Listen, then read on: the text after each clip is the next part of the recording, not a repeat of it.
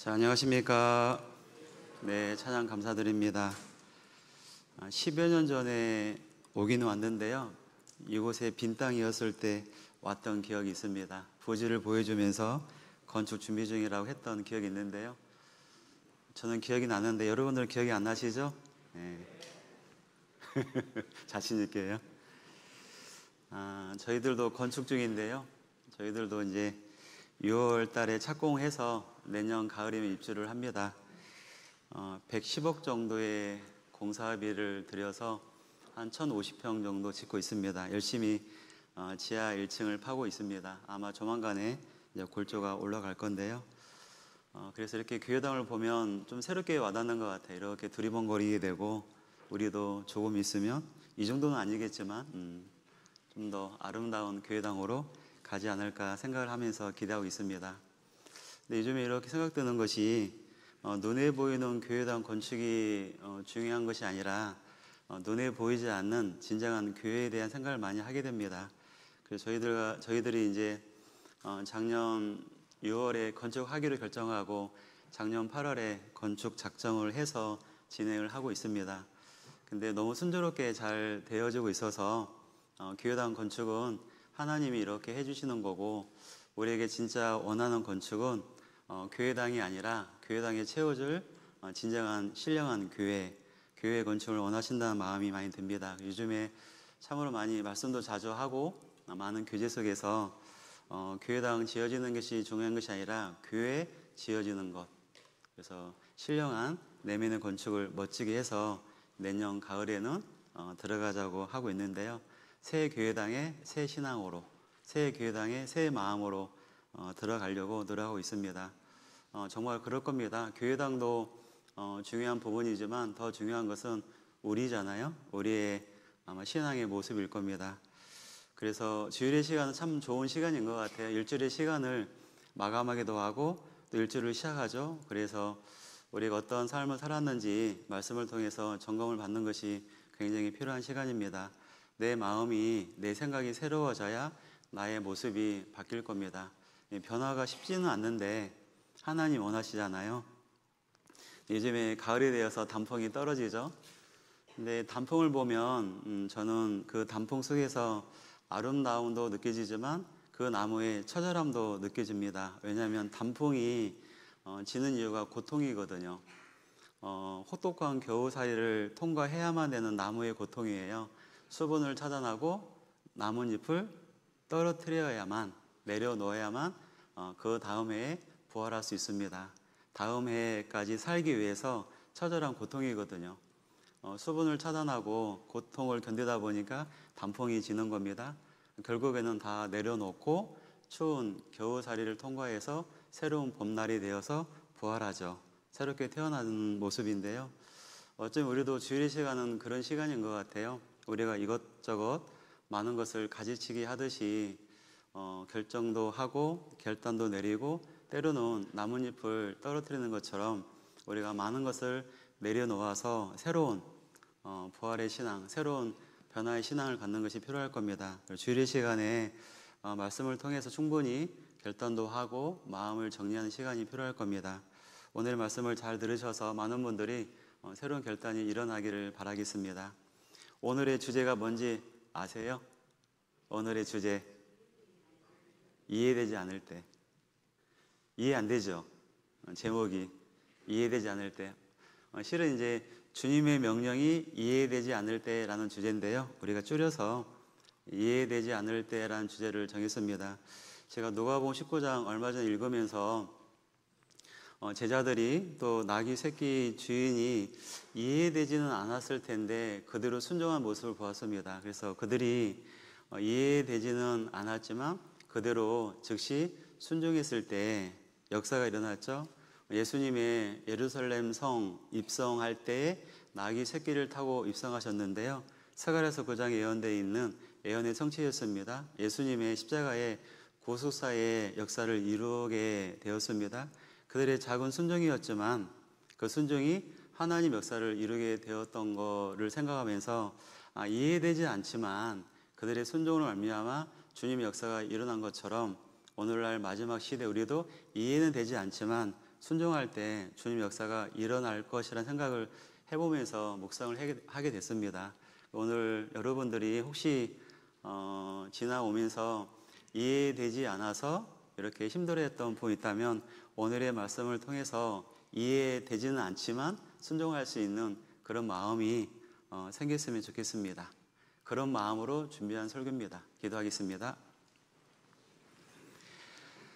사랑권에 많으신 하나님 아버지, 오늘의 귀한 시간 함께 할 수 있도록 인도해 주심을 감사드립니다. 이렇게 주님의 사랑스러운 우리 봉성교회의 모든 분들 그 진심을 가지고 주님을 섬길 수 있도록 인도해 주시옵소서. 이렇게 주일의 아침, 주일의 시간에 말씀을 통해서 우리에게 주시는 말씀을 우리 마음에 깊이 새기어서 새로운 신앙, 새로운 마음을 가질 수 있도록 인도해 주시옵소서. 늘 저희를 사랑하시기에 때로는 고통을 주시지만 그 아픔을 통해서 주님의 깊은 선한 뜻을 발견하옵니다. 더욱더 우리 마음의 중심에서 주님이 원하시는 그것을 위해서 살아갈 수 있도록 도와주시옵소서. 하나님 아버지, 전 세계 많은 곳에 복음이 전해지고 있습니다. 그곳에서 힘있게 복음을 증거하는 선교사님과 그의 가족들 하나님께서 붙잡아 주시고 지혜를 허락하셔서 마음껏 이 복음을 힘있게 증거할 수 있도록 역사해 주시기를 원하옵니다. 오늘의 귀한 시간 참으로 우리의 마음들이 열리고 주님과 하나 되기를 간절히 구하오며 저를 사랑하시는 예수님의 이름으로 기도드렸습니다. 아멘. 네, 누가복음 보겠습니다. 누가복음 19장입니다. 누가복음 19장 28절입니다.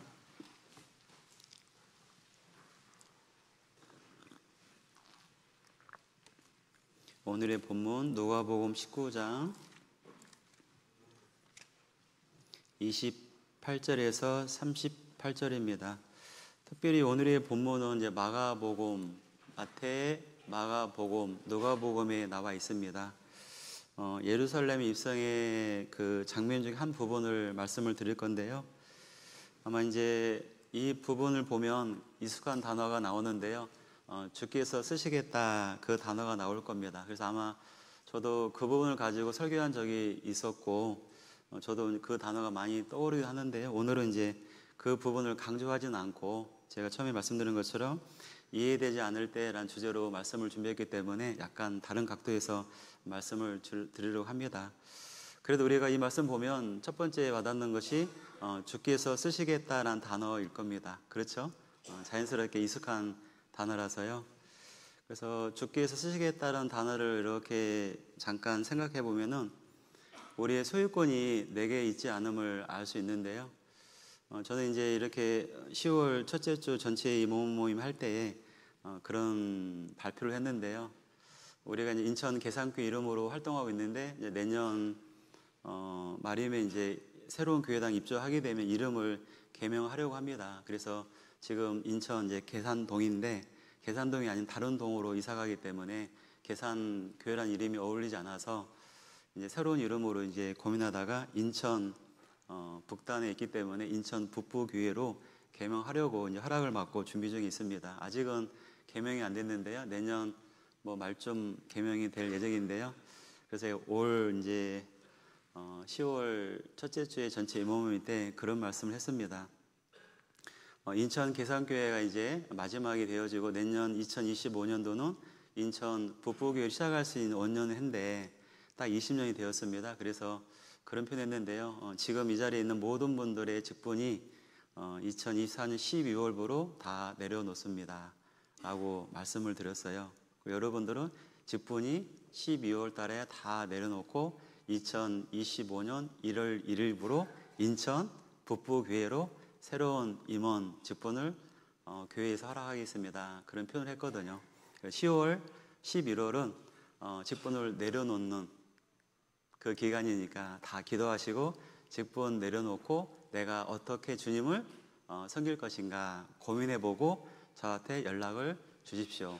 물론 연락이 안 와도 제가 알아서 직분은 허락하겠지만 가능하면 연락을 하셔서 내가 이왕이면 이런 위치에서 이런 봉사를 했으면 좋겠다라는 생각을 가지고 오시면 좋겠다고 이렇게 말씀을 드렸는데요. 많은 분들이 고민하더라고요. 직분을 갑자기 다 내려놓으라 하니까 내가 이 직분 말고 어떤 위치에서 봉사할까 고민을 하게 되는 것 같아요. 근데 저는 이제 그렇게 표현하고 이 부분 읽다 보니까 주께서 쓰시겠다라는 표현이 너무 쉽게 와닿는 거예요. 별로 고민이 안 되는 것이 주께서 쓰시겠다고 하면 쓰임 받으면 되는 건데, 우리가 직분을 내가 가지고 있는 것처럼 내 것이냐, 나의 어떤 봉사의 지책이 나의 소유권인 것처럼 나도 모르게 생각하는 경향이 있는 것 같습니다. 그러나 주께서 쓰시겠다고 하면 우리가 쓰임 받는 것처럼 그 위치에서, 직분은 다르지만 주님 섬기는 위치는 다양하니까요. 그래서 주께 쓰시겠다라는 표현을 잠깐 보면서 다시 한번 깊이 생각을 해봤는데요. 모르겠습니다. 봉성교회는 그렇게 발표는 안 했을 텐데요. 12월이 다가오면 각자 스스로 한번 내려놨다가 일을 다시 주어지면 받는 것도 괜찮겠다 생각을 하게 됩니다. 28절부터 38절인데요. 같이 교독하도록 하겠습니다. 28절을 제가 읽겠습니다. 예수께서 이 말씀을 하시고 예루살렘을 향하여 앞서서 가시더라.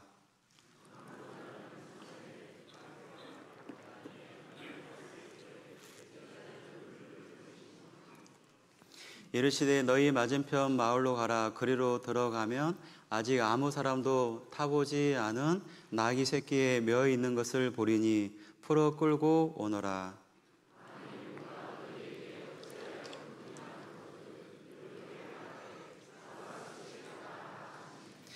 보내심을 받은 자들이 가서 그 말씀하신 대로 만난지라.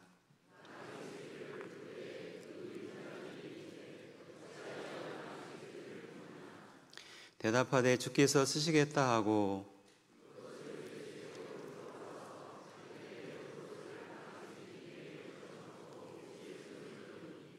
가실 때에 저희가 자기의 겉옷을 길에 펴더라.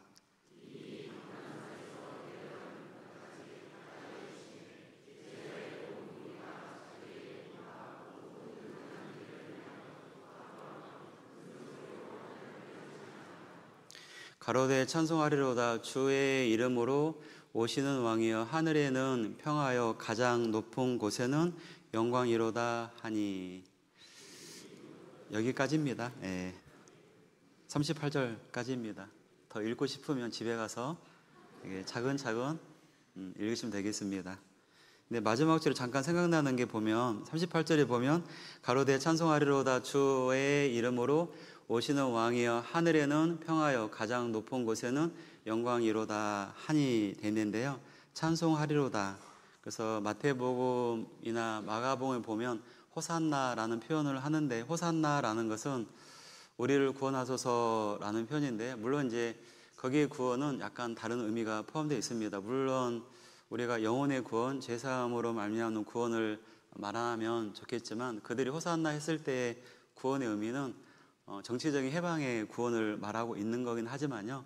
아무튼 그들이 예수님을 향하여 찬송하리로다, 호산나, 나를 구원하소서라고 그들이 외쳤는데요. 우리가 잘 아는 것처럼 그들이 호산나, 나를 구원하소서라고 했지만 잠시 뒤에 그들은 예수님을 향해서 어떻게 하죠? 십자가에 못 박게 하소서라고 해서 못 박게 죽게 했던 무리들일 겁니다. 그들의 입에서는 찬송하리로다, 호산나라고 외쳤지만 결국에는 십자가에 못 박게 했던 그들의 모습을 보면 참 인간의 모습이 변덕스럽고 시간의 흐름에 따라서 달라짐을 알 수 있습니다. 우리가 주일의 시간에 말씀을 통해서 결심도 하고 큰 마음 품지만 돌아서면 그렇지 않은 모습을 볼 때가 많이 있습니다. 호산나라고 예수님을 환호했던 그들이 얼마 뒤에 십자가에 못 박으소서라고 외치는 모습을 보게 되면 우리의 간사함을 볼 수 있고 우리의 연약함을 볼 수 있습니다. 우리는 그런 존재죠. 네, 그럴지라도 예수님은 당연히 십자가의 죽음을 통해서 구속사를 이루셨습니다. 오늘의 본문은 예수님께서 예루살렘에 입성하시는 장면을 그리고 있습니다. 특별히 나귀 새끼를 타고 이제 입성을 하시는데, 잘 아시는 것처럼 스가랴서 9장 9절에 예언된 그대로 나귀 새끼를 타고 예루살렘으로 입성을 하십니다. 그리고 아버지의 뜻, 그 다음에 하나님의 계획에 따라서 구약에 기록된 성취를 이루시는 모습을 볼 수 있는데요. 특별히 누가복음 19장에서는 예수님의 마지막 공생의 마무리 단계입니다. 여리고에서의 저의 사역을 마치고 예루살렘 입성으로 나가는 길목에 서 있습니다. 예수님은 이제 예루살렘 입성하면 그게 마지막이에요. 이제 결국은 십자가에서 죽어야만 되는 그런 사실을 알고 그 걸음을 걷는 모습을 설명하고 있습니다. 그런데 여기서 낙이 새끼를 탔다는 모습은 우리가 잘 알잖아요. 세상의 군왕들은 강력한 군마를 타고 입성을 할 겁니다. 그들의 권위, 그들의 위엄을 나타나기 위해서 군마를 타고 입성을 하실 텐데, 예수님은 전혀 세상에서의 군왕하고 다른 모습이죠. 낙이, 그것도 낙이 새끼를 타셨다. 그 말은 예수님은 겸손의 왕으로 오셨습니다. 섬기러 오신 겁니다. 온유로 이 땅에 오셨습니다. 세상 이 나라는 정말 어떤 권위를 강조하고 힘을 강조하지만 예수님은 겸손과 온유를, 평화를 말씀을 하시는 겁니다. 특별히 이제 예루살렘 입성 전에 낙이 새끼가 메어 있던 곳은 베다니 마을입니다. 베다니 마을. 베다니 마을 하면 떠오르는 인물이 있으세요? 베다니 마을. 나사로. 야, 수준 높습니다. 나사로가 죽었다가 살아난 부활의 사건이 있는 나사로, 베다니죠. 마리아와 마르다가 살았던 마을입니다. 예수님이 베다니 마을에서 식사도 하시고, 우리가 잘 아는 것처럼 요한복음 11장에 보면 나사로의 부활 사건이 기록되어 있습니다. 그러면 베다니 마을은요, 예수님에 대해서 이미 익히 잘 알고 있는 마을입니다. 그래서 이렇게 한번 시간대를 한번 찾아보니까요, 요한복음 11장에 나와 있는 나사로의 부활 사건은 6월절 날 예수님이 죽으셨잖아요. 그래서 6월절 몇 주 전에 있었던 사건이고, 오늘 잠깐 읽고 있는 그 예루살렘 입성의 사건은 6월절 일주일 정도 앞둔 시기입니다. 그래서 그러면 나사로의 부활 사건이 있은 이후에 1, 2주 후에 예루살렘 입성이 있었기 때문에 예수님이 베다니 마을에 있는 나귀 새끼를 끌어오라고 했을 때에 베다니에 있는 마을 사람들, 또 베다니 마을에 있는 나귀 새끼의 주인도 예수님에 대해서는 어느 정도는 알고 있는 거예요.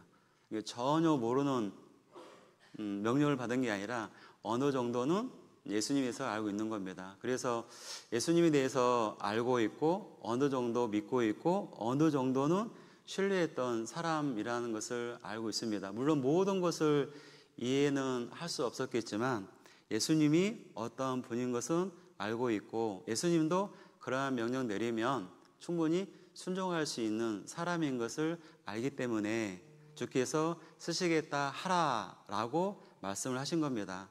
그러니까 아무 근거 없이 그렇게 명령하지 않고 그럴 만한 사람에게 주께 쓰시겠다라고 명령한 겁니다.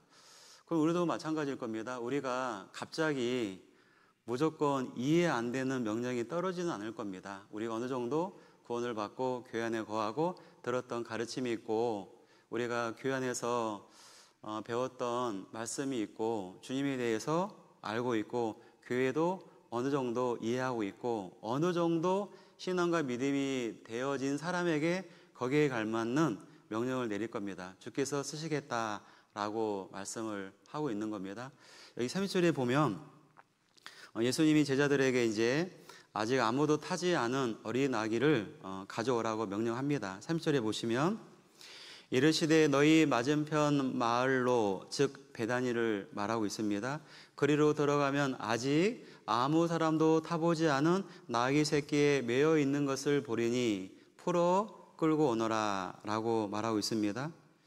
근데 제자들은 정확한 이유는 알지 못했을 겁니다. 모든 설명을 하지는 않으셨으니까요. 그러나 제자들은 그대로 순종을 하는 모습을 볼 수 있는데요. 32절에 보면 이제 제자들이 즉각적으로 순종하는 모습입니다. 32절에 보면 보내심을 받은 자들이 가서 그 말씀하신 대로 만난지라. 즉 그들이 가보니 예수님께서 말씀하신 대로였다는 겁니다. 이 장면에서 보면 예수님이 말씀하셨을 때 많은 것을 묻지 않았습니다. 그냥 말씀하시니까 즉시 순종한 모습을 설명하고 있어요. 제자들은 물을 수 있어요. 왜 나귀를 가져와야 됩니까? 또 왜 해필이면 나귀 새끼를 가져야 됩니까? 어느 집에 가서 누구에게 어느 것을 가져와야 됩니까? 그 나귀 새끼를 언제까지 쓰는 거고 어떤 용도입니까? 뭐 자세한 질문은 없었어요. 어찌되었든 풀어 가져오라고 했을 때 즉시 순종한 모습이 설명되어 있는데요. 그들은 정확히 이해는 못했지만 그럴지라도 즉각 순종한 모습을 보이고 있습니다. 근데 여기에 보면 나귀 주인의 역할도 굉장히 중요한데요. 제자들이 나귀 새끼를 풀어갈 때 주인이 묻죠. 당연히 왜 나귀 새끼를 풀어가느냐 묻는데 대답은 한마디예요. 주께서 쓰시겠다만 합니다. 풀어줘요. 그래서 주인은요 분명 나귀 새끼일지라도 굉장히 중요한 재산일 겁니다. 근데 나귀 새끼의 주인은 아무 추가 질문이나 아무 저항 없이 그대로 내어줍니다. 이 장면이 쭉 보이면서 뭔가 모르지만 굉장히 서정적인 것 같기도 하고 뭐 그 안에 많은 것들 내포되어 있지만 자연스럽게 저는 읽으면서 모든 것을 설명하지 않고 다 이해하지는 못했을 텐데 제자들의 모습, 나귀 새끼 주인의 모습이 너무 자연스러워요. 그래서 저는 그거 보다가 잠깐 오늘의 주제를 정한 거거든요. 이해되지 않을 때에 어떻게 하는 것이 가장 지혜로운 방법인가 생각을 해본 겁니다. 여기 보면 33절에 보겠습니다. 33절에 나귀 새끼를 풀 때에 그 임자들이 이르되 어찌하여 왜 무엇 때문에 당연히 묻는 거죠. 주인이니까. 근데 나귀 새끼를 푸느냐 대답하되 주께서 쓰시겠다 하고 그것을 예수께로 끌고 와서 돼 있잖아요. 이 같은 사건을 다루고 있는 마가복음 11장 6절에도 한번 보겠습니다. 마가복음 11장 6절입니다. 마가복음 11장 6절입니다.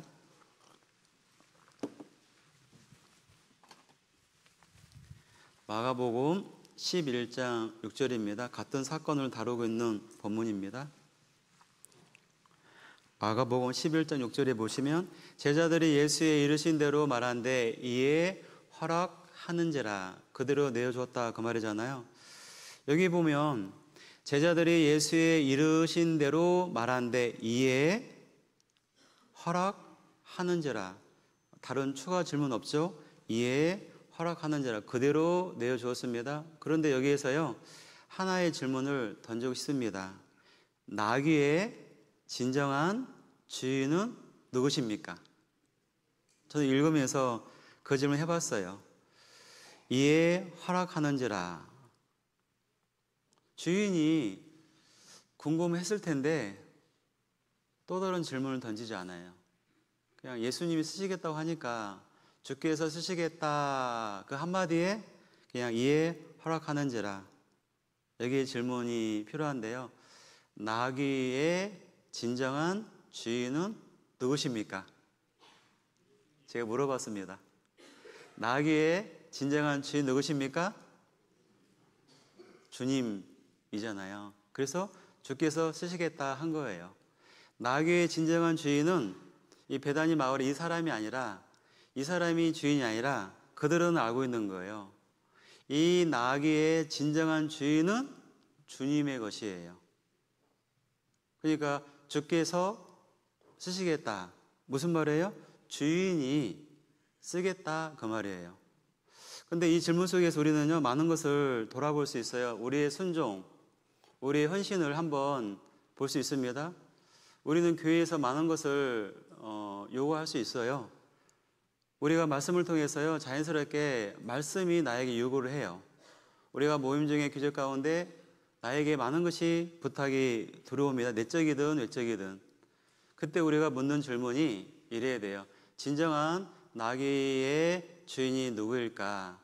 주께 쓰시겠다라고만 했을 때 내어놓았던 이에 허락한지라. 그대로 허락하는 주인의 마음은 진정한 주인이 따로 있는 겁니다. 우리의 주인은 따로 있는 거죠. 주께서 쓰시겠다. 정말 우리가 주께서 쓰시겠다고 했을 때 우리도 주저없이 나를 내어놓을 수 있는지 고민을 해봐야 돼요. 주께서 쓰시겠다고 하실 때 우리는요, 그분의 목적을 신뢰하고 기꺼이 그분에게 순종할 준비가 되어 있는지 고민을 해보셔야 돼요. 우리는요, 쓰임 받기 위해서 부름 받았습니다. 우리의 부르심의 목적은 분명 있습니다. 그냥 살다가 가는 것이 아니라 우리를 부르신 목적, 우리를 부르시기 위해서 십자가에서 피 흘리셨던 예수님의 간절함이 있습니다. 예수님의 희생이 있었습니다. 예수님의 그 부르심은요, 분명한 이유가 있습니다.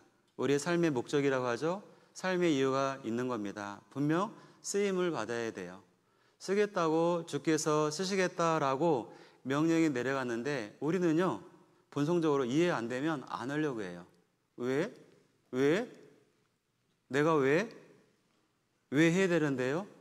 뭔가 모르지만 우리의 중심에서는요, 주께서 쓰시겠다고 명령이 내려오는데도 이해 안 되면 안 하려고 해요. 꼭 이해를 하려고 해요. 근데요, 우리가 다 이해할 수 있을까요? 인간의 한계성, 인간의 제한성 속에서는요, 이해 못하는 것이 훨씬 많습니다. 하나님은 창조주셔요. 인간의 생각을 초월하여 시간과 공간과 물질의 한계를 초월하시는 창조 하나님입니다. 우리가 다 이해할 수 있다. 어리석은 생각이에요. 이해할 수 없어요. 잘못하면요, 내가 모든 것을 이해할 수 있다, 내가 모든 것을 이해해야만 한다라는 생각을 가지면요, 하나님을 우리 수준으로 끌어내리는 것 같습니다.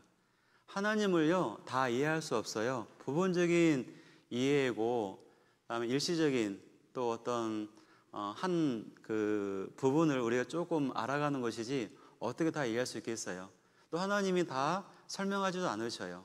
많은 부분들은 이해할 수 없지만 순종하기를 원하시는 겁니다. 그래서 오늘의 내용 쭉 전개하려고 하는 게 그겁니다. 이 제자들은 또 나귀 새끼의 이 주인은 모든 것을 이해하지는 못했지만 주께서 쓰시겠다고 하는 그 말 한마디에 주님의 명령, 주님이 원하시는 거기 때문에 순종한 겁니다.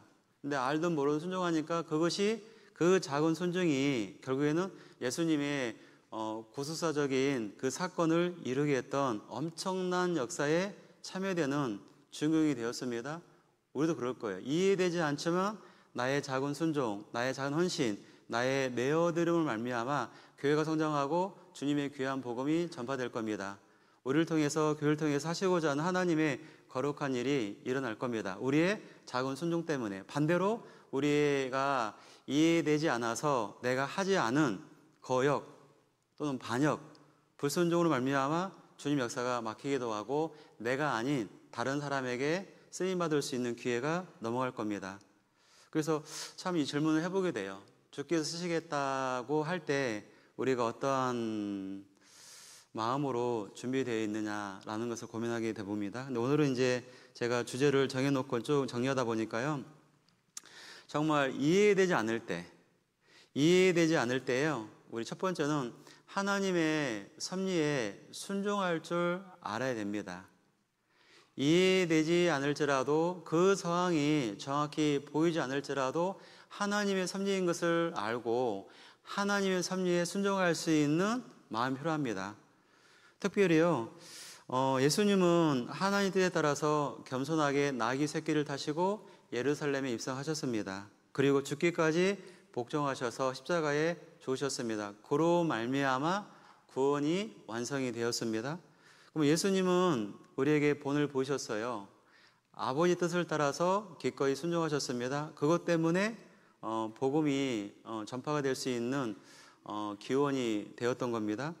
특별히 우리가요, 그 하나님의 뜻을 이해되지 못해도 내가 신뢰하고 그분의 뜻을 따르려는 마음이 있는 사람들 중에서 쓰임 받을 수 있다는 겁니다. 제자들에게 그랬던 것처럼, 나귀 새끼 주인에게 그랬던 것처럼 하나님을 신뢰하며 그 뜻을 따르려고 하는 사람들 통해서 쓰임 받을 수 있다는 것을 기억하셔야 돼요. 내가 쓰임 받지 않을 수도 있고 쓰임 받을 수 있습니다. 내가 쓰임 받지 않으면 다른 사람 통해서 반드시 주님 역사는 일어날 겁니다. 주님 역사는 멈추지 않아요. 우리의 불순종이, 우리의 거역이 그분의 명령을, 그분의 역사를 막을 수 없습니다. 다만 내가 쓰임을 받지 못하는 것 뿐이겠죠. 우리에게 익숙한 말씀인데요. 로마서 8장 28절입니다. 로마서 8장 28절 보겠습니다. 우리가 좋아하는 말씀이었기 때문에요. 아마 많은 분들이 여기에 아마 색깔이 잘 칠해져 있을 것 같은데요. 그래서 한번 찾아보겠습니다. 로마서 8장 28절입니다. 익숙한 말씀이지만 참 여기에 많은 진리가 포함되어 있고 이 말씀만 마음에 깊이 새겨 산다면요, 많은 것들을 이해 안 되지만 이해할 수 있을 겁니다. 여기 8장 28절을 같이 읽겠습니다. 우리가 알거니와 하나님을 사랑하는 자 곧 그 뜻대로 부르심을 입은 자들에게는 모든 것이 합력하여 선을 이루니라. 다시 한번 읽어드리겠습니다. 우리가 알거니와, 우리는 알아야 되죠. 또 알고 있습니다. 하나님을 사랑하는 자 곧 그 뜻대로 부르심을 입은 자들에게는 모든 것이 합력하여, 즉 모든 일이 함께 작용해서 선을 이루니라. 익숙한 말씀이죠. 우리는 그 인생을 살아가면서 예기치 않은 어려움이나 도전에 우리가 도전 앞에 서게 됩니다. 그때만 우리는요, 왜 이런 일이 나에게 일어나는가라는 질문을 하곤 합니다. 이런 순간은요, 하나님의 섭리를 신뢰하고 그대로 순종하는 것이 얼마나 어려운 시간인 것을 경험하게 돼요. 그러나 로마서 8장 28절에서는 바울은 놀라운 진리를 우리에게 선언하죠. 모든 것이 합력하여 선을 이루냐. 하나님의 섭리 안에서 모든 것이 합력하여 서로가 서로에게 작용에 대해서 선을 이룬다라고 말씀하고 있습니다. 이것은 단순히 낙관주의나 세속적인 성공을 말하는 것은 아닐 겁니다. 바울은요, 분명 이유가 있는 거예요. 하나님의 뜻, 목적 안에서요, 그분의 섭리 안에서 이루어지는 선이 있다라고 말하고 있는 겁니다. 그렇다면 하나님의 섭리가 무엇일까요? 섭리가 무엇일까요? 하나님의 신실한 계획 속에서요, 세상의 모든 사건을 주장하시고 이를 통해서 하나님의 선을, 하나님의 뜻을 이뤄내는 과정이 섭리인 겁니다. 하나님의 신실한 계획이 있습니다. 그분의 뜻이 있습니다. 그래서 모든 사건들, 때로는 인간관계, 우리의 상황들, 우리의 조건들, 우리의 모든 환경들을 통틀어서요, 하나님이 주관하시며 이를 통해서 하나님의 뜻을 이루시는 방법이 섭리라는 거예요. 그것 때문에 아파하세요? 그 사람 때문에 괴로우세요? 그것 또한 포함해서 뭡니까? 하나님 뜻을 이루는 방법이라는 거예요. 그게 하나님의 섭리라고 할 수 있습니다. 그래서 하나님 섭리는요, 우연한 사건들이 모여서 작용하는 것, 그걸 말하는 게 아니에요. 모든 것이 하나님의 계획 안에서 의미가 있고 목적이 있다는 겁니다. 하나님 섭리는요, 단순히 미래를 예측하는 것이 아니라 미래를 직접 계획하시고 성취하시는 그분의 능력을 의미하는 겁니다. 그게 섭리예요. 그래서 이사야 46장 10절에 이렇게 말씀하고 있습니다. 이사야 46장 10절입니다. 이사야 46장 10절 말씀 보겠습니다.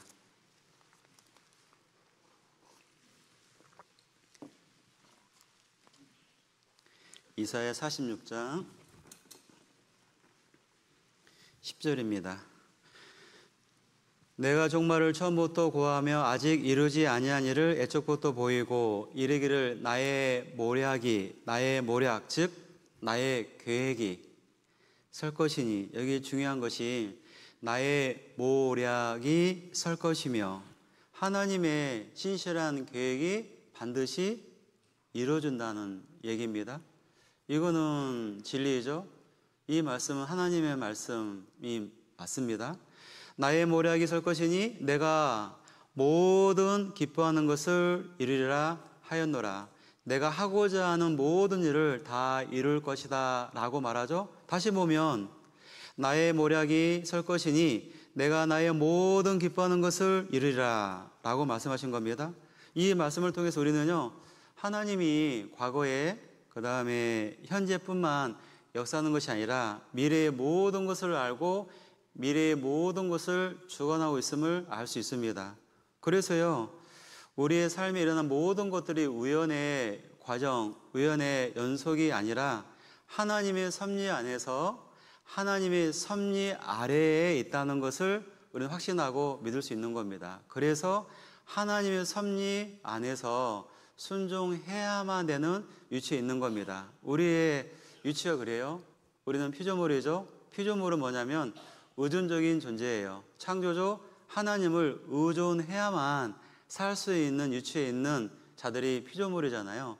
우리는 하나님의 섭리 아래에 존재합니다. 그래서 섭리 아래에 있을 때 이해를 구하는 것이 아니라 이해가 안 될지라도 순종의 자세가 필요한 겁니다.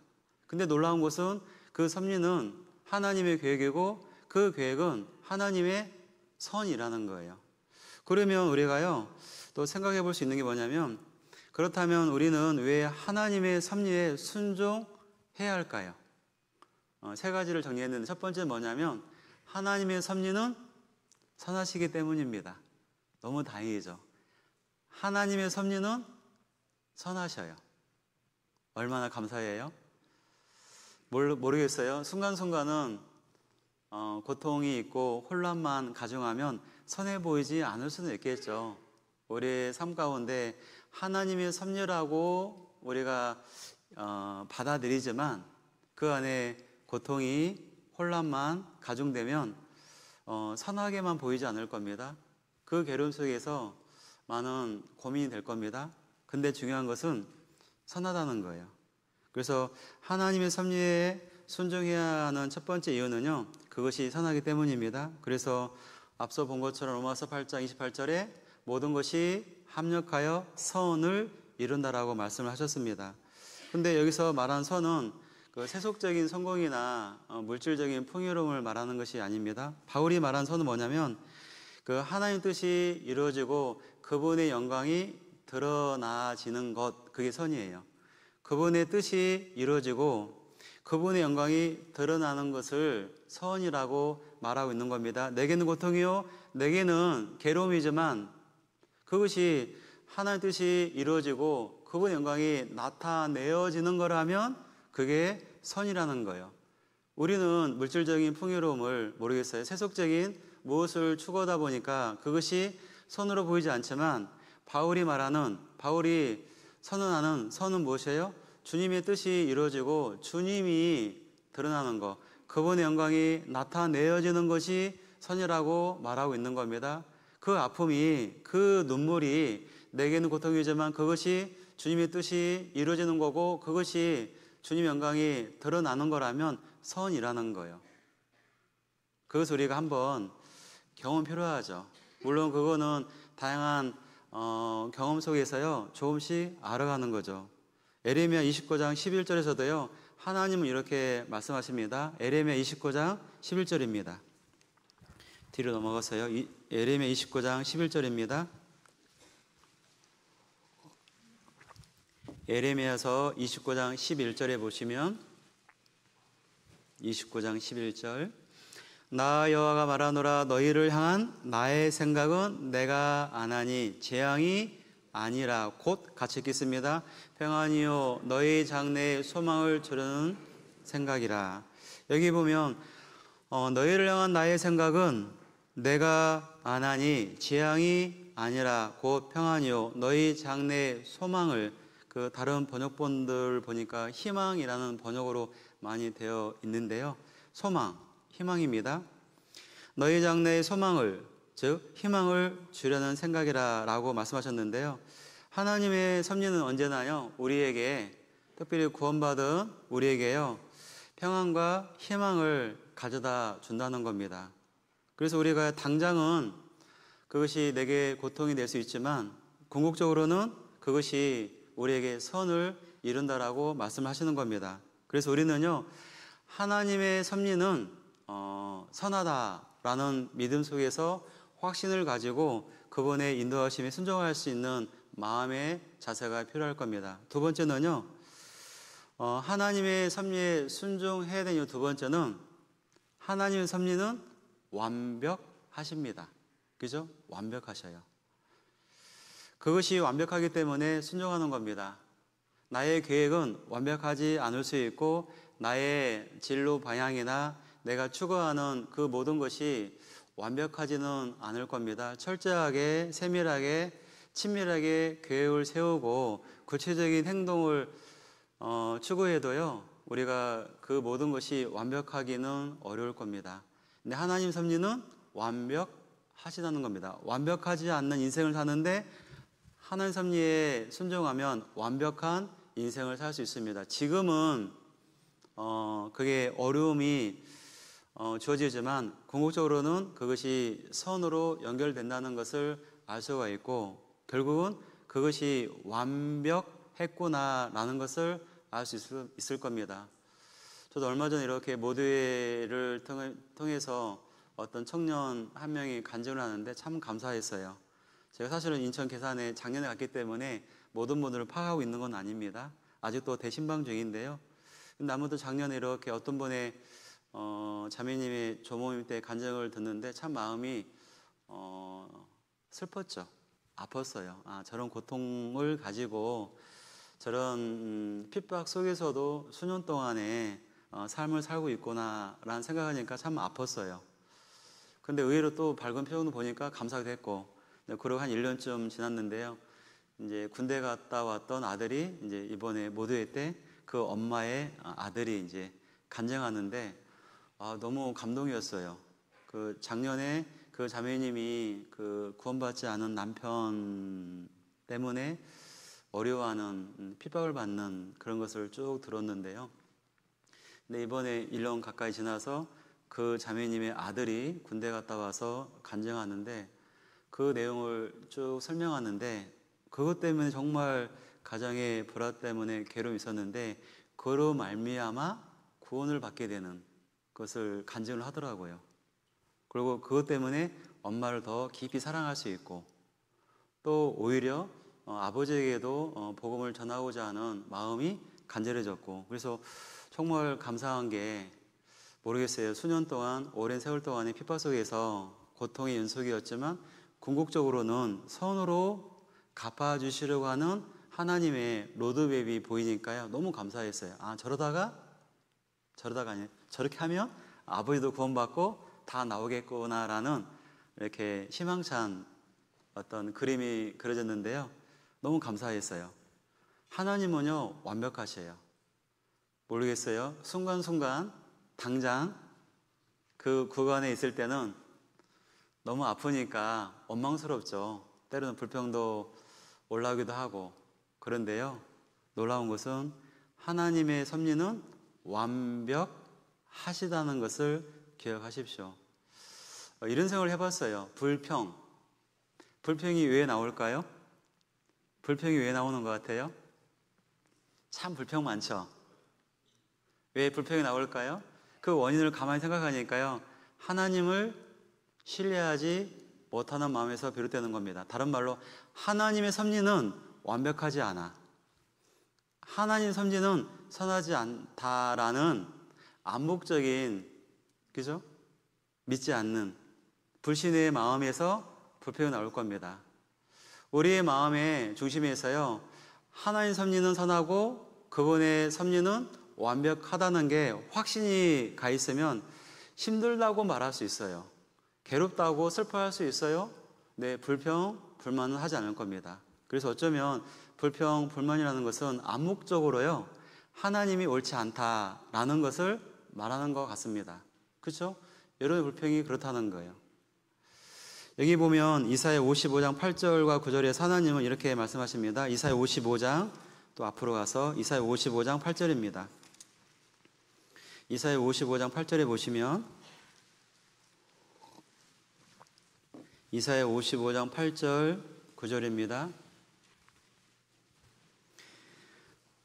55장 8절과 9절에 8절에 보시면 여호와의 말씀에 내 생각은 한번 정리가 필요한데요. 내 생각, 여기 보면 여호와의 말씀에 내 생각이라고 했으니까 하나님의 구체적인 의도와 계획을 말하는 겁니다. 그냥 추상적인 생각으로 보지 마시고요. 여기서 55장 8절입니다. 여호와의 말씀에 내 생각은 할 때 이 내 생각은요, 하나님의 구체적인 의도와 계획을 말씀하는 거예요.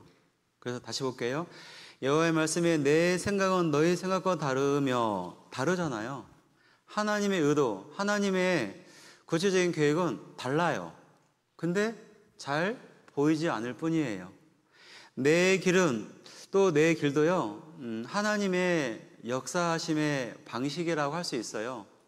내 길은 너희 길과 달라서 하늘이 땅보다 높은 것 같이 내 길은 너희 길보다 높으며, 같이 읽겠습니다. 내 생각은 너희 생각보다 높으니라 라고 말씀하시잖아요. 내 생각은 말씀드린 것처럼 하나님의 의도하심, 하나님의 역사하심은요, 너희 생각보다 높으니라, 달라요, 수준이. 그러니까 하나님의 계획은요, 그분의 생각은 우리가 이해할 수 있는 수준을 초월한 수준이에요. 인간의 영역을 뛰어넘어서 초월적인 수준에서 주님의 계획이 있는 겁니다.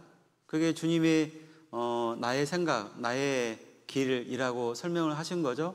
하나님의 그 놀라운 계획과 그분이 역사하시는 방식이 따로 있는 겁니다. 달라요. 그래서 우리는 때로는요, 그분의 섭리를 오해하거나 그분의 뜻을 파악하기 어려울 수 있어요. 그러나 그분의 계획은 완벽하다는 믿음이, 신뢰가 먼저 필요한 겁니다.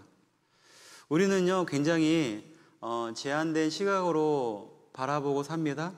그래서 현재의 고통만, 현재의 혼란만을 집중할 수 있어요. 근데 하나님은요, 우리 인생 전체를 바라보십니다. 하나님은요, 역사의 모든 순간을 바라보십니다. 그분의 뜻을 완벽하게 이루기 위해서 우리의 인생을 활용하시고 세상 역사를 하나님이 활용하는 겁니다. 그렇기 때문에요, 우리의 지식과 판단으로 모든 것을 결정 내리지 말고 하나님의 완전하신 섭리 아래서 순종하려는 자세가 필요한 겁니다. 그때 우리가요, 쓰임받을 수 있는 겁니다.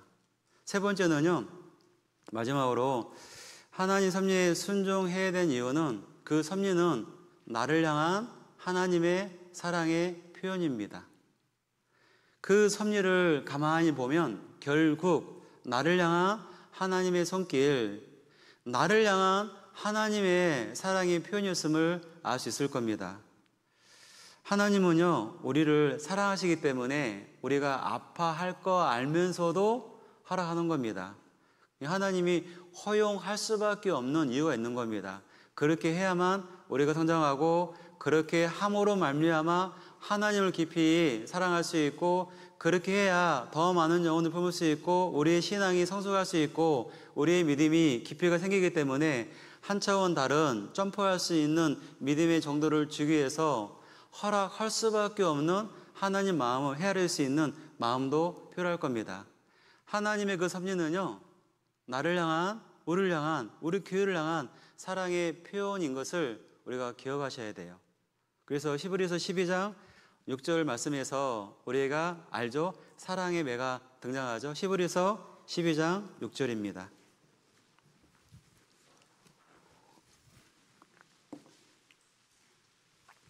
히브리서 12장 6절 말씀입니다. 12장 6절에 같이 읽어보겠습니다. 주께서 그 살아하신 자를 징계하시고 그의 받으시는 아들마다 채찍질 하심이니라 하였으니, 물론 잘 아시는 말씀입니다. 그러나 우리가 한번 깊이 새겨보셔야 돼요. 간혹 보면 익숙한 말씀이기 때문에 가볍게 넘어가는 경향이 있는데요, 익숙할수록 중요하다는 얘기고요, 자주 반복한다는 것은 정말 중요하기 때문에 반복할 겁니다. 6절에 보면 주께서 그 사랑하신 자를 징계하시고, 징계는 훈계잖아요. 훈련입니다. 그래서 징계하시고 그의 받으시는 아들마다 채찍질, 사랑의 매잖아요. 우리가 어릴 적에 사랑의 매라고 많이 맞았죠. 근데 항상 매를 맞았을 때 나중에 걸어놓은 매를 보면 꼭 사랑의 매라고 써 있어요. 근데 우리는 매 맞을 때 사랑의 매로 안 느껴져요. 확 분질러 가지고 버리고 싶지만 그럴 수 없어, 더 맞을까 봐.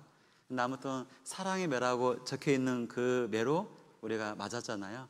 근데 나중에 커보니까 사랑의 매예요. 막상 내가 매를 들어서 아이를 때릴 때가 되니까 아이가 우는 것보다 더 많이 내가 울고 있더라고요. 때리고 나서 아이가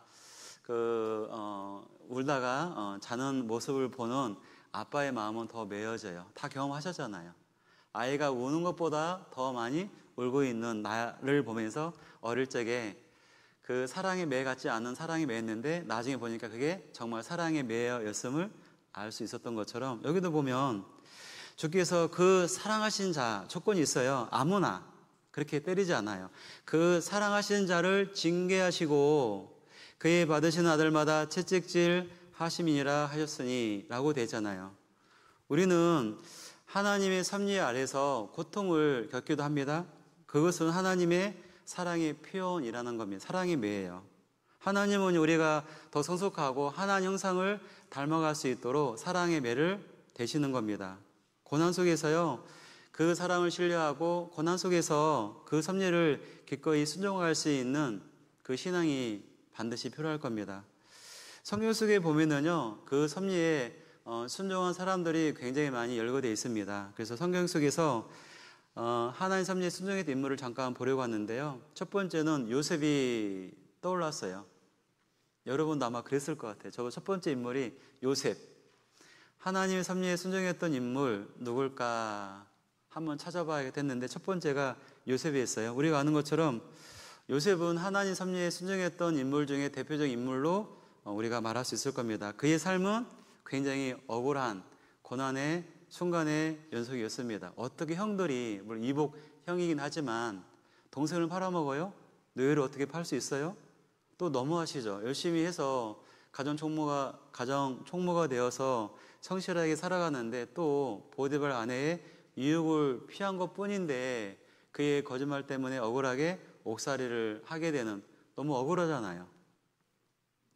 근데 나중에 흘러 보면은 요셉이 총리가 되었죠. 우리는 13년의 시간이 필요하고 그 이상의 시간이 필요하긴 했는데요. 근데 그가 총리가 되었고 나중에 형들을 용서하는 장면을 보면 너무 감동이 되는 게 뭐냐면 그 오랜 세월을 억울해 보이는, 정말 원망과 불평으로 불태웠을 인생이었을 것 같은데 그 요셉 총리가 되어서 나중에 이렇게 흉년 기간에 형들이 무릎 꿇고 있는, 자기 앞에 있는 형들을 대하는 그의 고백, 그의 말을 보면 참으로 이게 선이구나. 하나님의 섭리는 반드시 선하시고 완벽하시고 사랑의 표현인 것을 알고 요셉은 말하고 있습니다. 창세기 50장 20절입니다. 창세기 50장 20절에 보시면은요,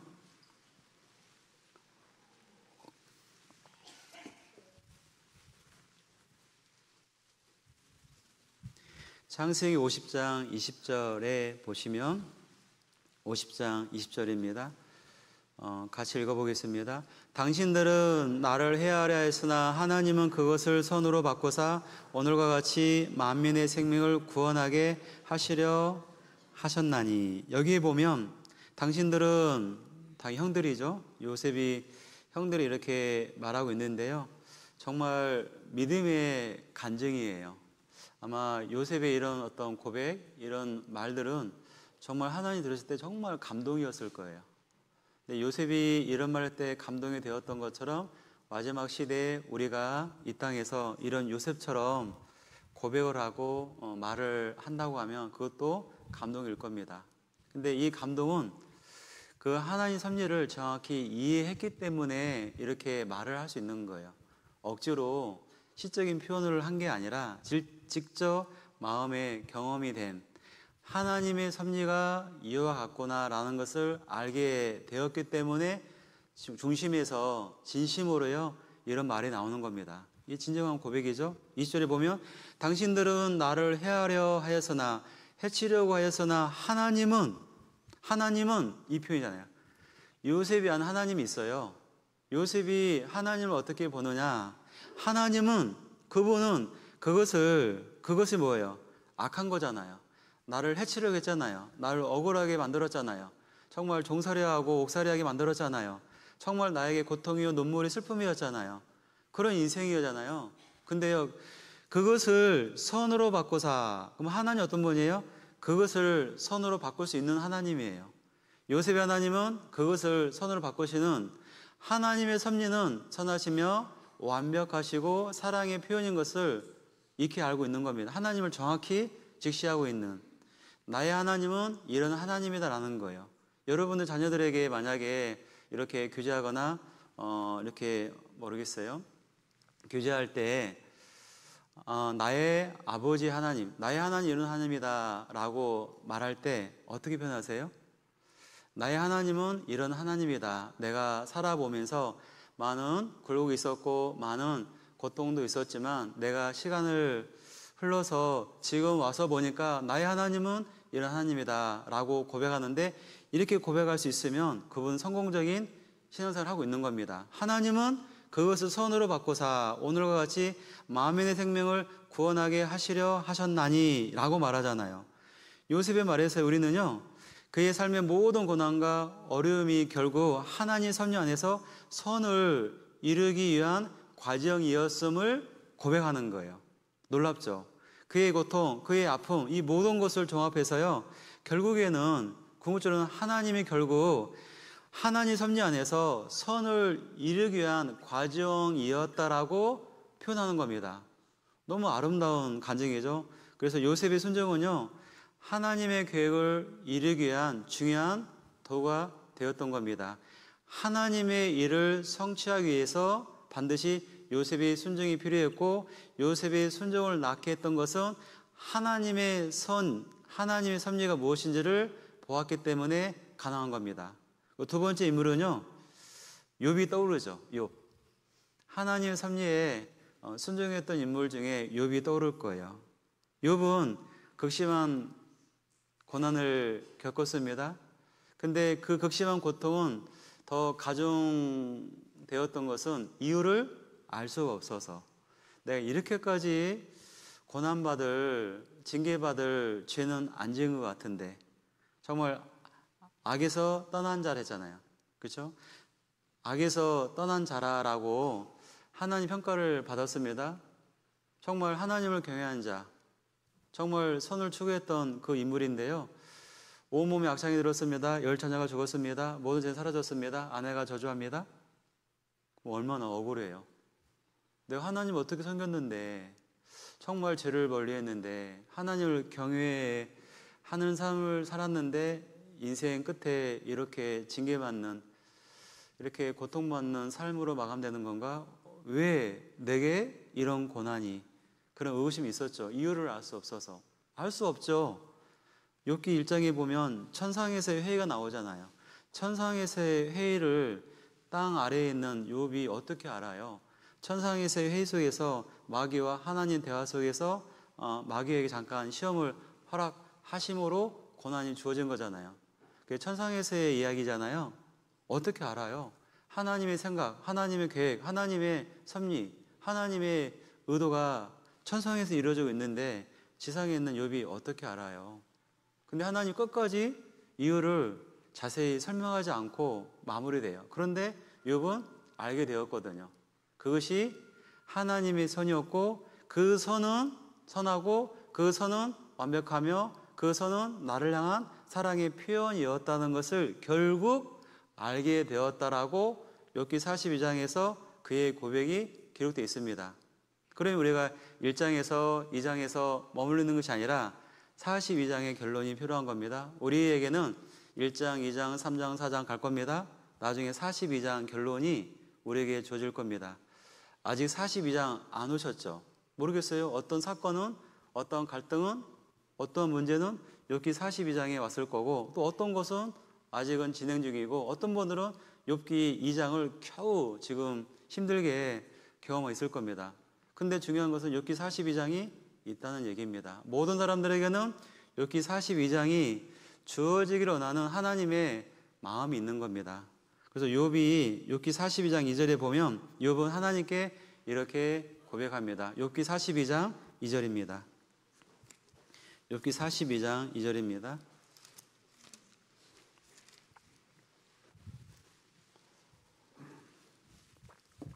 욥기 42장 2절입니다. 욥기 42장 2절을 같이 읽겠습니다. 주께서 무소불능하시오며 무슨 경이든지 못 이루실 것이 없는 줄 아오니. 제가 다시 한번 읽어드리겠습니다. 강조하면서 욥기 42장 2절입니다. 주께서는 무소불능하시오며 무소불능, 주님은 전능하심으로 못 하실 일이 없다라는 거잖아요.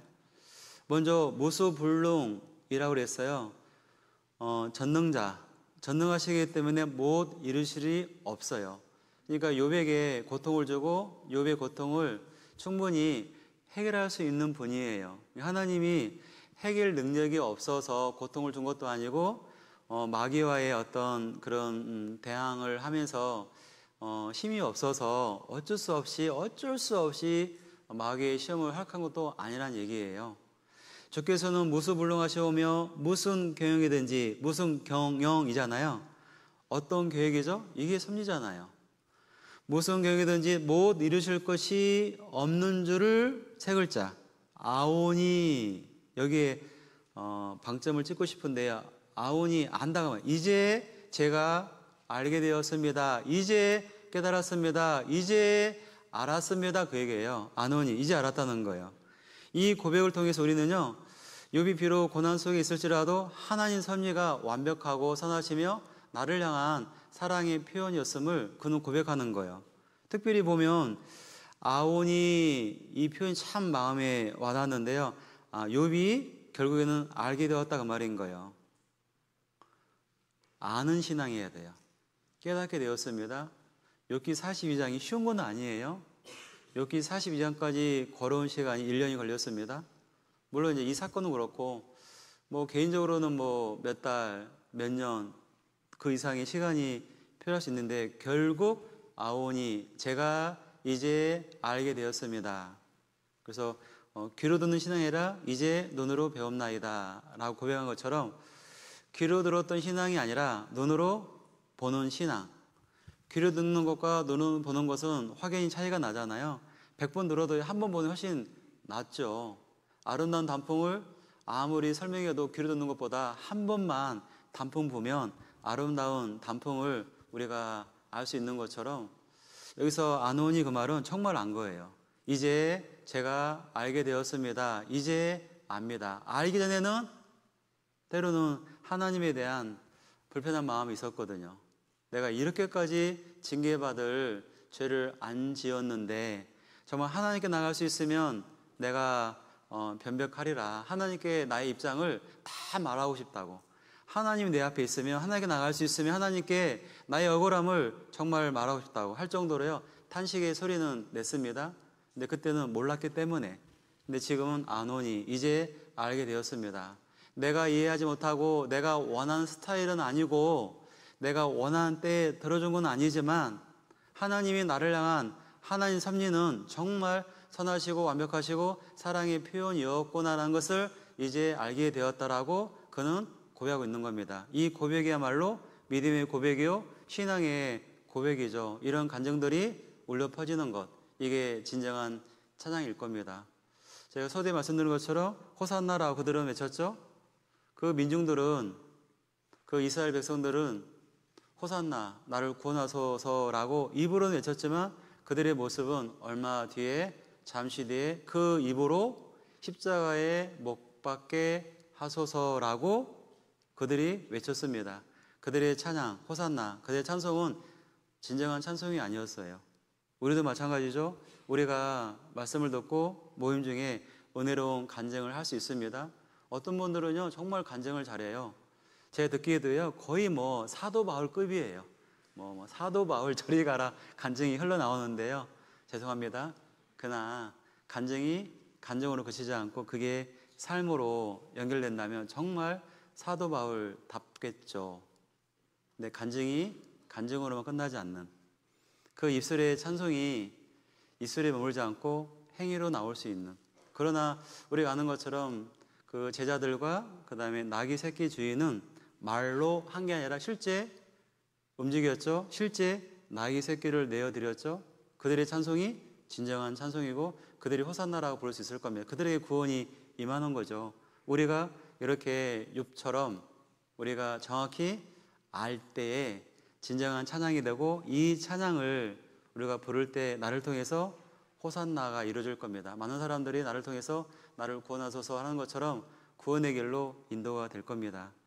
그 다음에 예수님이죠. 예수님은요, 그 하나님 섭리에 대한 그 순종의 최고의 본을 보셨습니다. 예수님 십자가에 지시는 과정을 보면 구약에 예언된 말씀 그대로 성취하기 위해서 하나님 아버지의 섭리, 그분의 의도, 그분의 계획을 그대로 성취하기 위해서 순종하시는 그분의 모습을 보면 순종의 본을 볼 수 있습니다. 특별히 십자가에 죽으시 전에 그 겟세마네 동산에서의 그 처절한 기도를 보면 얼마나 인간적인 고뇌, 인간의 고통을 가지고 기도하시면서 내 뜻대로 마옵시고 아버지 뜻대로 되기를 원하는 예수님의 그 처절한 기도를 볼 수 있습니다.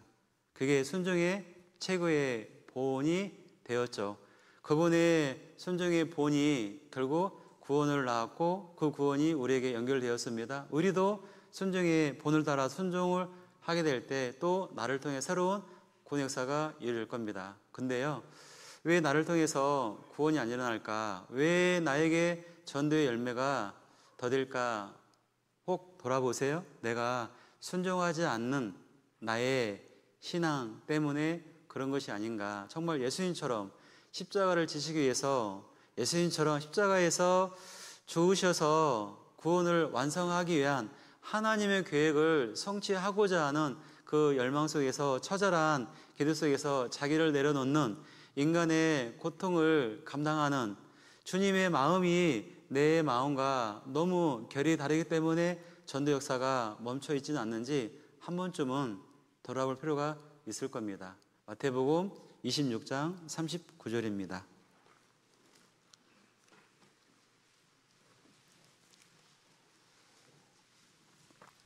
마태복음 26장 39절입니다. 마태복음 26장 39절. 마태복음 26장 39절을 천천히 한번 같이 읽겠습니다. 조금 나아가사 얼굴을 땅에 대시고 엎드려 기도하여 가라사대 내 아버지여 만일 할만하시거든 이 잔을 내게서 지나가게 하옵소서. 그러나 나의 원대로 마옵시고 아버지의 원대로 하옵소서 하시고. 제가 다시 한번 읽어드리겠습니다. 조금 나아가서 얼굴을 땅에 대시고 엎드려 기도하여 가라사대 내 아버지여 만일 할만하시거든, 즉 내 아버지여 할 수만 있으시면, 그 말이잖아요. 예수님은 그 인간적인 고통을 가지고 있습니다. 육신을, 인성을 입었기 때문에 우리와 동일한 고통을 겪으시는 겁니다. 십자가의 고통 그대로 느끼는 겁니다. 그래서 내 아버지여 만일 할만하시거든 이 잔을 내게서 지나가게 하옵소서. 근데 너무 중요한 접속사 있죠? 그러나 우리도요 그러나라는 접속사가 필요할 겁니다. 그렇죠. 육신적으로는 거부하고 싶고 피하고 싶고 안 하고 싶어요. 정말 그런 명령 순종하기 싫어요. 그런 일은 정말 회피 모드로 가고 싶어요. 근데 내가 그걸 안 했을 때에 영적인 피해를 입고, 내가 그것을 거부했을 때 우리 가족들, 내가 그것을 행하지 않았을 때 교회에 불이익을 끼칠 수 있고 영혼에 관련된 문제가 생길 수 있다는 근원적인 생각을 해보게 되는 겁니다. 육신적으로야 개인적으로야 안 하면 참 좋을 텐데 그러나 라는 접속사가 필요한 거죠. 육신적인 생각은 올라오죠. 하기 싫고 피하고 싶고 모른 척 하고 싶고 에라 모르겠다. 그냥 하고 싶은데 우리가 항상 외쳐야 돼요. 예수님의 이 접속사 그러나예요. 그러나. 저는 이제 그러나를 생각을 해보니까 그러나 신앙이라는 표현 때문에 그러나 신앙, 그렇지만 신앙, 그러므로 말고, 그러므로니까 안 해. 그래서 안 해. 그래서 말고 그러나.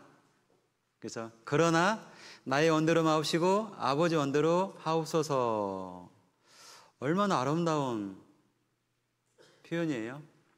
너무도 고결한 기도의 순간이죠. 그러나 나의 원대로 마옵시고 아버지 원대로 하옵소서. 그러나 내 뜻대로 마옵시고 아버지 뜻대로 하옵소서. 너무 놀라운 기도잖아요.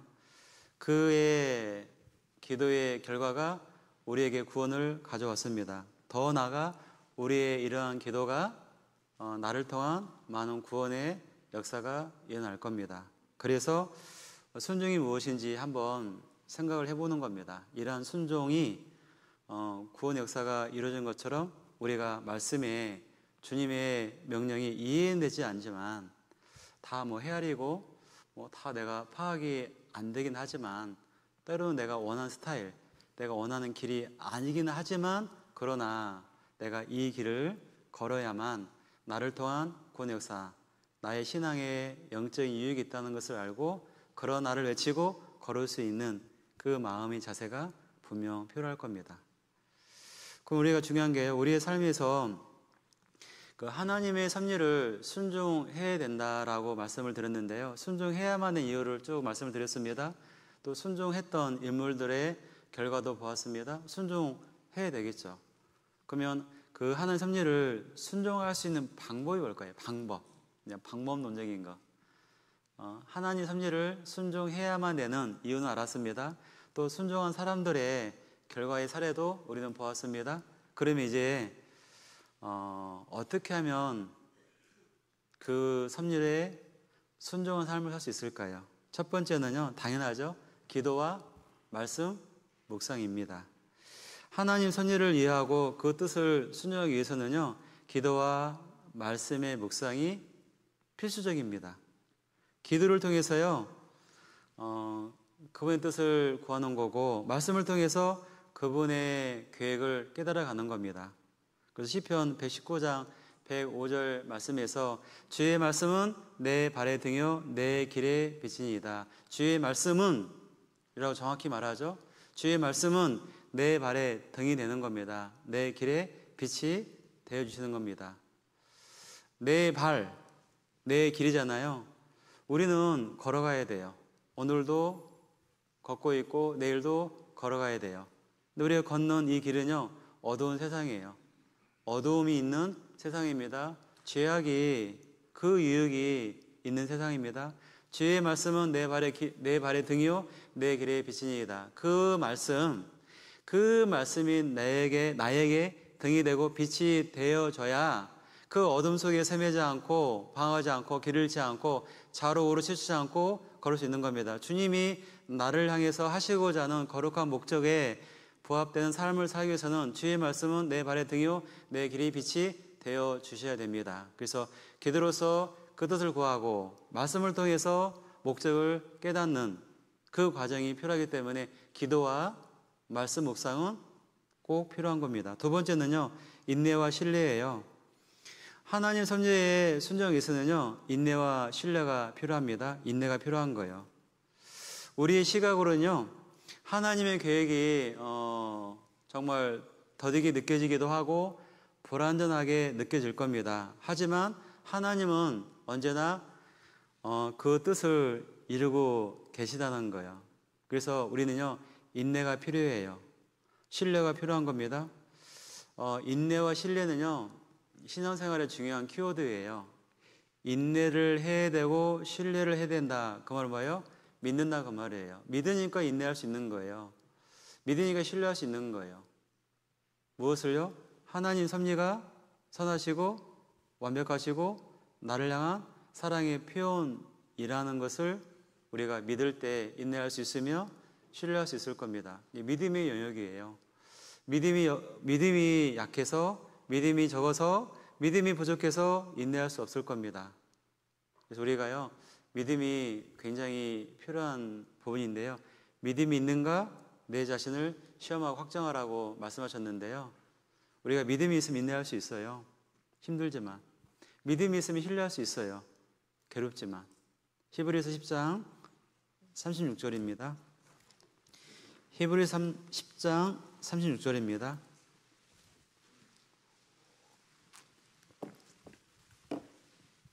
히브리서 10장 36절입니다. 같이 읽겠습니다. 너희에게 인내가 필요함은 너희가 하나님의 뜻을 행한 후에 약속을 받기 위함이라. 여기 보면 너희에게 인내가 필요함은 너희에게 인내가 필요하다라고 말씀을 하시죠. 근데 왜 인내가 필요할까요? 설명되어 있죠.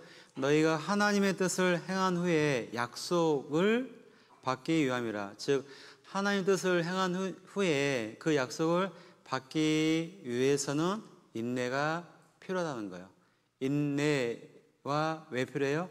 약속을 받기 위해서.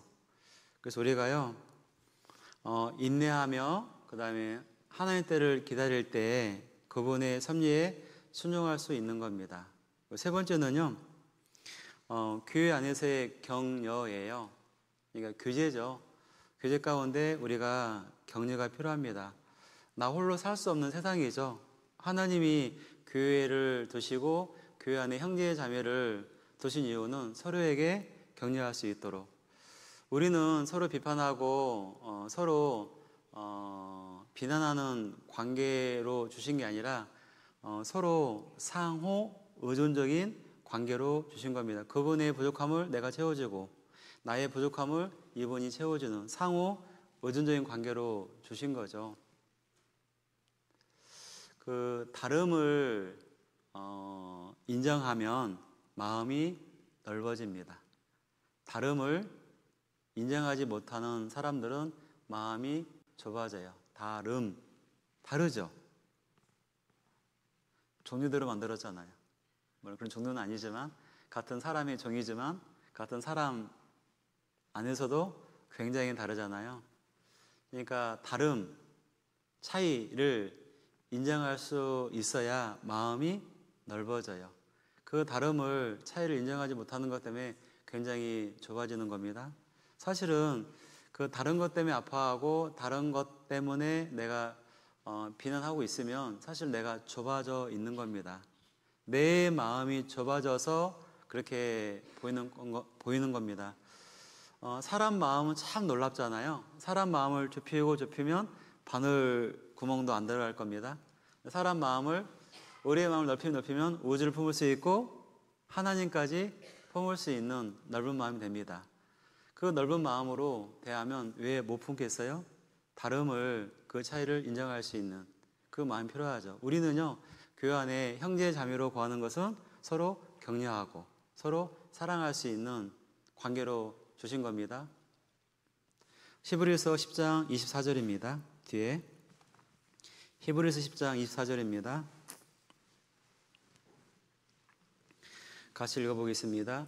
서로 돌아보아 사랑과 선을 격려하며 25절에 모이기를 피하는 어떤 사람들의 습관과 같이 하지 말고 오직 권하여 그날이 가까운 볼수록 더욱 그래야 하자. 제가 다시 한번 읽어드리겠습니다. 서로 돌아보아 그 말은 서로 마음을 써라 그 말이에요. 마음을 써야 돌아보는 거죠. 마음이면 돌아보는 거 아니죠? 서로 돌아보아 서로 마음을 써라 그에게 어떻게 해요? 사랑과 선행을 격려하며 이거거든요. 그러니까 사랑과 선행을 격려하기 위해서 무리가 돼 있는 겁니다. 무리 가운데 두신 겁니다. 그래서 25절에 모임을 설명하죠. 모이기를 폐하는 어떤 사람들 습관과 같이 하지 말고 마지막 시 특징이죠. 오직 원하여 그날이 가까운 볼수록 더욱 그래야 하자. 즉 더욱 힘써 모입시다 그 얘기잖아요. 그래서 하나님의 섭리를 그 안에 순종으로 나가는 것은 정말 신앙생활 속에서 중요한 부분입니다. 그래서 하나님의 섭리는 제가 반복적으로 표현하고 있는데요. 그 섭리는 선하시며 완벽하시고 우리를 향한 사랑의 표현이기 때문에요. 우리가 섭리 안에 순종이 필요합니다. 요셉을 보았고 욥을 보았고 예수님을 살펴보았습니다. 성경 속의 많은 인물들은요, 하나님 섭리에 순종을 하였고 그의 결과 정말 하나님께 충분한 은혜를, 축복을 받게 되었습니다. 우리에게 설명하는 거예요. 우리가 마지막 때에 또 우리의 삶 가운데 형통할 수 있는 하나님의 큰 은혜를, 우리에게 축복을 받을 수 있는 비결이 뭐냐? 그 섭리 안에서 순종하는 거예요.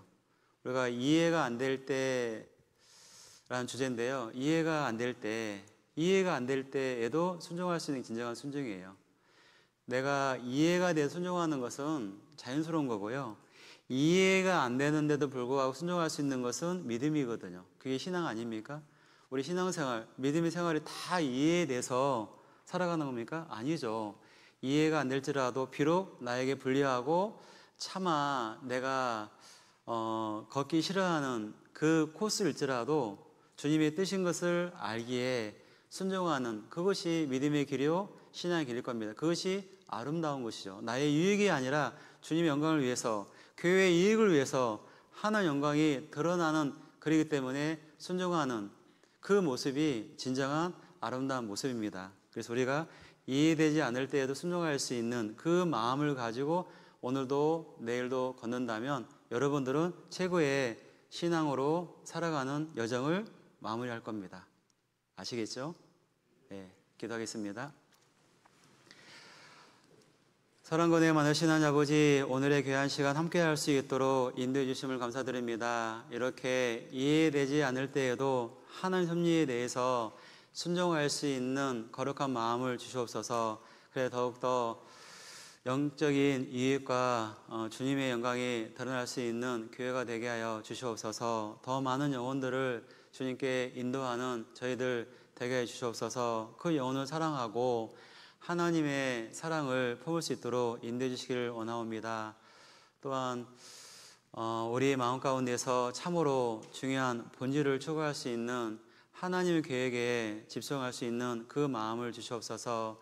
이후의 모든 시간도 주님께서 함께해 주실 것을 믿사오며 저를 사랑하시는 예수님의 이름으로 감사하며 기도했습니다. 아멘.